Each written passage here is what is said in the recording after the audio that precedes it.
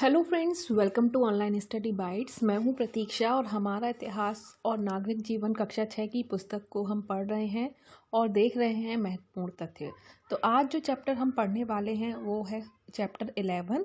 तो चलिए चलते हैं चैप्टर 11 की ओर। अगर वीडियो अच्छा लगे तो प्लीज़ लाइक एंड शेयर ज़रूर कीजिएगा और चैनल को सब्सक्राइब करना मत भूलिएगा और बेल आइकन पर प्रेस ज़रूर कीजिए। आज जो चैप्टर हम पढ़ने वाले हैं वो है चैप्टर 11 और 10 चैप्टर तक हम कंप्लीट कर चुके हैं। हर वीडियो में आपको महत्वपूर्ण तथ्य मिलेंगे और आपके एग्ज़ाम के पॉइंट ऑफ व्यू से भी इम्पॉर्टेंट है। 11 चैप्टर है राजपूत कालीन भारत, जिसमें हम प्रमुख राजपूत वंश 7वीं शताब्दी से 11वीं शताब्दी ईस्वी और राजपूत कालीन समाज एवं संस्कृति के बारे में पढ़ेंगे। और लास्ट जो हमारा नेक्स्ट वीडियो में चैप्टर 12 होगा, उसके बाद हमारे कक्षा 6 की जो इतिहास की बुक का जो पार्ट है वो ख़त्म हो जाएगा और इसके बाद हम कक्षा 7 की ओर बढ़ेंगे। लर्नर्स, अब आप अनअकैडमी पर प्लस के साथ जुड़ सकते हैं, क्योंकि अनअकैडमी पर आपको complete syllabus, unlimited practice test, unlimited PDF notes and regular doubt clearing sessions provide करवाए जाते हैं। साथ ही आप अपने फेवरेट एजुकेटर से पढ़ सकते हैं। कंप्लीट एग्जाम प्रिपरेशन की तैयारी, पूरी एग्जाम की तैयारी आपको करवाई जाती है। रेगुलर डाउट क्लियरिंग सेशन, यानी कि हर 3 सेशन के बाद एक डाउट क्लियरिंग सेशन होता है जिसमें आप अपने डाउट क्लियर कर सकते हैं। फ्री टेस्ट सीरीज है, वीकली फ्री मॉक टेस्ट है और ये सब कुछ आपको प्लस पर मिलता है। मेरी फ्री लाइव क्लास होती है, आप उनको ज्वाइन कर सकते हैं। जैसे कि आप यहाँ देख सकते हैं, इस तरह से बिल्कुल मैं आपको क्वेश्चन आंसर करवाती हूँ। तो काफ़ी सारे बच्चे साथ में पढ़ते हैं, तो आप भी इस क्लास को ज्वाइन ज़रूर करें। और ये क्लासेस आपको डेली मिलेंगी अनअकैडमी पर। आप मुझे फॉलो कर सकते हैं, प्रतीक्षा आचार्य मेरा नाम है, ठीक है। और ये सारी क्लासेस आपको अनअकैडमी पर मिलने वाली हैं, कोई भी चार्जेस नहीं है। ये स्पेशल क्लासेस है फ्री वालों के लिए। तो आपको क्या करना है, आपको सिर्फ अनलॉक करनी है इन क्लासेस को और अनलॉक कोड में यूज कर सकते हैं आप, यही रेफरल कोड प्रतीक्षा टेट। अगर आप प्लस के साथ जुड़ना चाहते हैं, यानी कि आप बैच कोर्सेज लेना चाहते हैं, अलग अलग बैच कोर्सेज आते रहते हैं। अगर आप C TET, UP TET, state TET की तैयारी कर रहे हैं तो इसी एक सब्सक्रिप्शन में आप सभी की तैयारी कर सकते हैं। 6 महीने और 12 महीने के ड्यूरेशन में ही बटा है 699, 899। इसमें भी आपको डिस्काउंट मिलता है और रेफरल कोड यूज करेंगे तो डिस्काउंट आपको शो होने लगेगा। DSSS, super TET, KBS, NBS, APS के लिए भी अलग से सब्सक्रिप्शन है, इसमें भी आपको डिस्काउंट मिलेगा अगर आप रेफरल कोड यूज करते हैं। मेरी फ्री लाइव क्लास को अनलॉक करने के लिए या फिर बैच कोर्स को सब्सक्रिप्शन लेने के लिए, डिस्काउंट पाने के लिए आप इसी रेफरल कोड का यूज कर सकते हैं। तो आप जरूर ज्वाइन करें अनअकैडमी लर्निंग ऐप और मुझे फॉलो करना बिल्कुल। चैप्टर 11 ओपन हो चुका है, राजपूत काल, जो कि 7वीं से 11वीं शताब्दी तक इसमें हम पढ़ेंगे।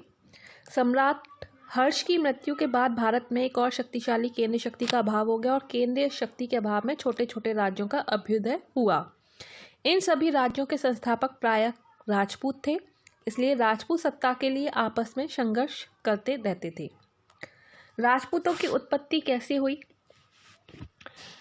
राजपूत राजवंशों का उदय 7वीं शताब्दी से ही दिखाई देता है और 11वीं शताब्दी के आते आते उत्तर भारत में कई राजपूत कुल प्रसिद्ध हो जाते हैं, जिनमें कौन कौन से हैं जो राजपूत कुल में हैं, जैसे प्रतिहार, चौहान, परमार, गहड़वाल, चंदेल राजवंश, ये प्रमुख थे। इन सबके फलस्वरूप राजा के अधिकार क्षेत्र को हड़पते हुए भूस्वामी उदित हुए, ये अपने को राजपूत कहते थे।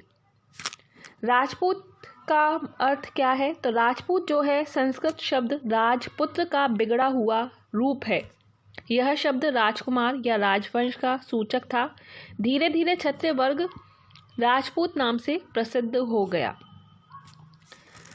प्रमुख राजवंश देख लेते हैं राजपूतों के, जिसमें सबसे पहले हम पढ़ेंगे प्रतिहार वंश के बारे में। इस वंश को गुर्जर प्रतिहार वंश भी कहते हैं। प्रतिहार वंश को गुर्जर प्रतिहार वंश भी कहते हैं। इस वंश का प्रथम शक्तिशाली शासक नागभट्ट प्रथम था। इम्पॉर्टेंट है, प्रतिहार वंश का प्रथम शक्तिशाली शासक। इन्होंने प्रतिहारों का राज्य विस्तार किया, साथ ही साथ अरबों को सिंध से आगे बढ़ने से रोक दिया। प्रतिहार शासक महेंद्रपाल के दरबार में सुप्रसिद्ध रचनाकार राजशेखर निवास करते थे। मोस्ट इम्पॉर्टेंट, इसके बाद हम आगे पढ़ेंगे गहड़वाल वंश के बारे में। इस वंश के संस्थापक कौन थे? चंद्रदेव थे।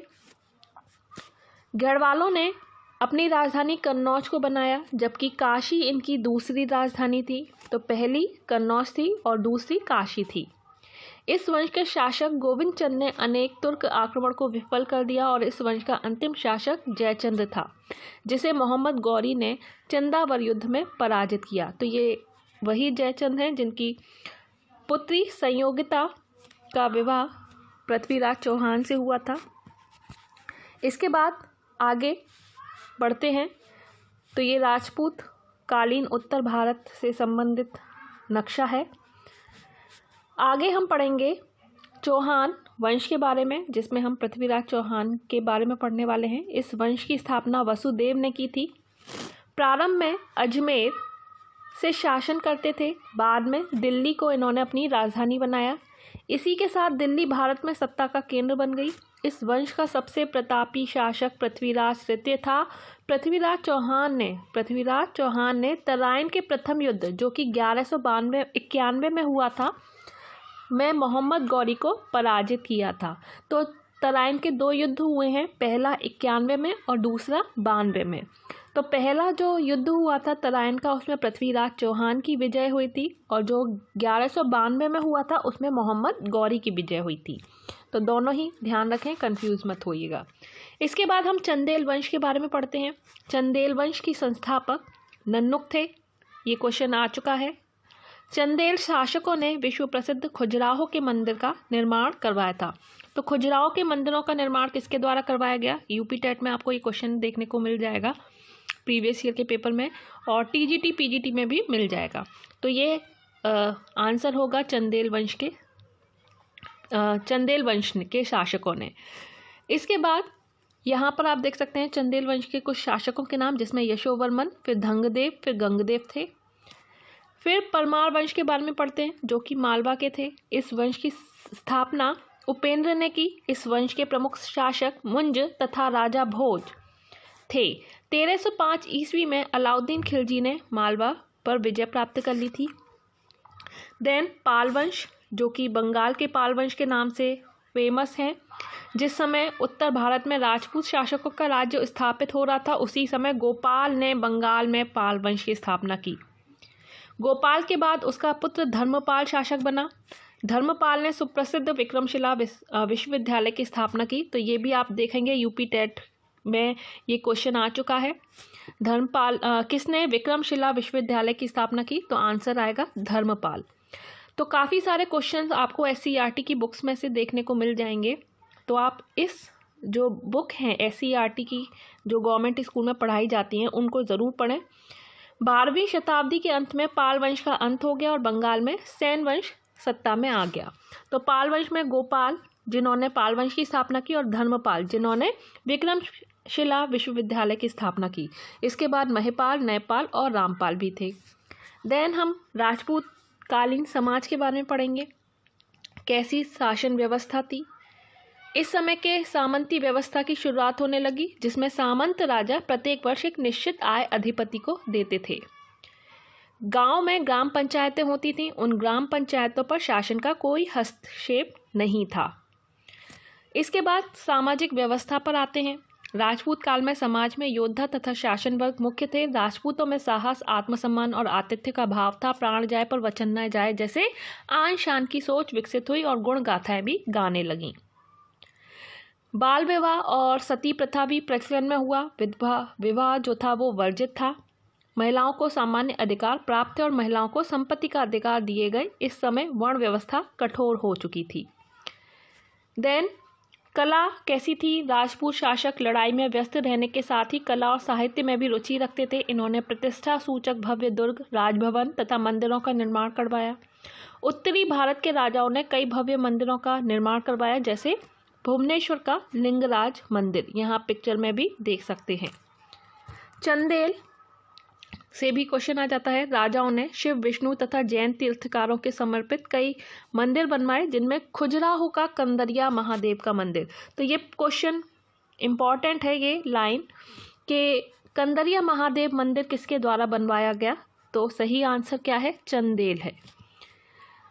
और ये अपनी बनावट के लिए अति प्रसिद्ध है, तो ये इम्पॉर्टेंट है, ध्यान रखें। ये सभी मंदिर पीले रंग के बलुआ पत्थरों के बने हैं और इन मंदिरों में आज भी सांस्कृतिक कार्यक्रम किए जाते हैं।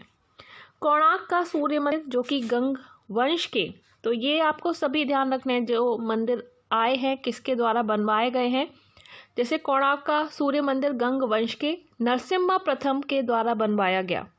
तो इस तरह के क्वेश्चन हर साल पूछे जाते हैं कि कौन सा मंदिर किसके द्वारा बनवाया गया है। तो नरसिम्हा प्रथम के द्वारा कोणार्क का सूर्य मंदिर बनवाया गया और यह मंदिर एक रथ के आकार का है, ये आप देख सकते हैं यहाँ पर, जिसमें 12 पहिए हैं और 7 घोड़े इस रथ को खींचते हुए दर्शाए गए हैं। इसके बाद राजपूत शासकों के समय में आश्रम, पाठशाला, विश्वविद्यालयों में शिक्षा दी जाती थी। इस समय नालंदा, विक्रमशिला, उज्जैनी, कन्नौज, काशी, धारा नगरी प्रमुख शिक्षा केंद्र थे। इसी काल में नाटक, काव्य एवं ग्रंथ भी लिखे गए, जैसे राजशेखर की बाल रामायण, भारवी का कीरातार्जुनीयम, माघ का शिशुपाल वध, कल्हड़ की राजतरंगिणी, जयदेव का गीत गोविंद, ये संस्कृत भाषा में लिखे गए। इसी काल में क्षेत्रीय भाषाओं जैसे हिंदी, बंगाली, मराठी, उड़िया, गुजराती आदि में भी ग्रंथ लिखे गए, जैसे चंद्रवरदाई का पृथ्वीराज रासो का वीर गाथा काव्य हिंदी में लिखा गया। तो मोस्ट इम्पॉर्टेंट पैराग्राफ है, आपको ये सारी चीज़ें ध्यान रखनी ही हैं। मंदिर निर्माण की बात करें तो मोटे तौर पर मंदिर निर्माण की 2 शैलियाँ थीं, उत्तर भारतीय और दक्षिण भारतीय। उत्तर भारतीय शैली को नागर एवं दक्षिण भारतीय शैली को द्रविड़ शैली कहते हैं। इनमें भेद मुख्यतः मंदिर के शिखर के आकार में देखा जाता है। तो यहाँ आप देख सकते हैं ये उत्तर भारतीय मंदिर है इस तरफ, और यहाँ पर दक्षिण भारतीय मंदिर है। तो उत्तर भारतीय को नागर शैली और दक्षिण भारतीय यानी कि दक्षिण से द्रविड़, ध्यान रख सकते हैं, द्रविड़ शैली कहते हैं। उत्तर भारतीय शिखरों का आकार टेढ़ी रेखाओं से घिरी हुई ठोस मीनार की भांति रहता है, ऊपर एक बिंदु पर आकर समाप्त हो जाता है, इस तरह का। उदाहरण लिंगराज का भुवनेश्वर मंदिर। दक्षिण भारतीय शिखर पिरामिड की तरह होते हैं जिसमें कई खंड होते थे। तो ये दोनों में अंतर आप देख सकते हैं। बंगाल के सेन वंश के बारे में थोड़ा सा यहाँ पर और दिया हुआ है कि सामंत सेन ने सेन वंश की स्थापना की। बल्लाल सेन, लक्ष्मण सेन इस वंश के अन्य मुख्य शासक थे। सेन शासन काल में संस्कृत साहित्य का अधिक विकास हुआ और इसी काल में जयदेव ने गीत गोविंद की रचना की। तो ये क्वेश्चन आपको हिंदी में भी देखने को मिलेगा कि गीत गोविंद की रचना किसके द्वारा की गई, तो जयदेव के द्वारा। और हिस्ट्री में भी ये क्वेश्चन कई बार पूछा जा सकता है।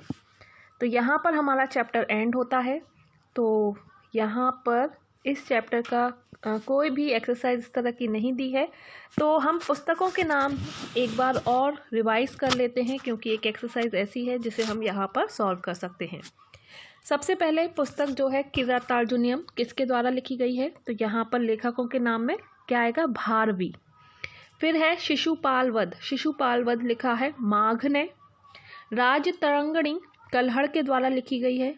बाल रामायण राजशेखर के द्वारा लिखी गई है। और गीत गोविंद जैसा कि मैंने बताया जयदेव के द्वारा लिखा गया है। तो ये पुस्तकों के नाम आपको याद रखने हैं।